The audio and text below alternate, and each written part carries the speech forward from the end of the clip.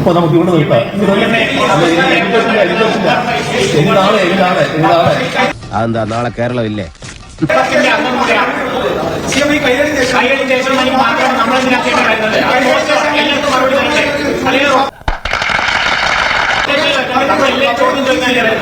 എപ്പോഴും കൈകളിക്കും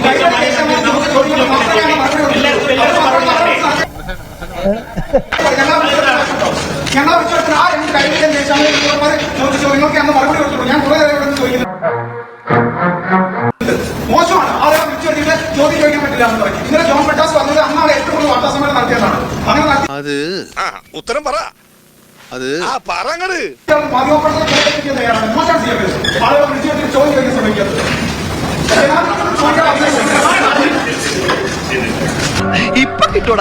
ചോദ്യം ചോദിക്കണം. ചോദ്യം മനസ്സിലുണ്ടായാൽ പോരാ. ഇവിടെ ചിലർക്ക് ചില ഉദ്ദേശങ്ങളുണ്ട്. ആ ഉദ്ദേശമാണ് ഇപ്പൊ പ്രധാനം.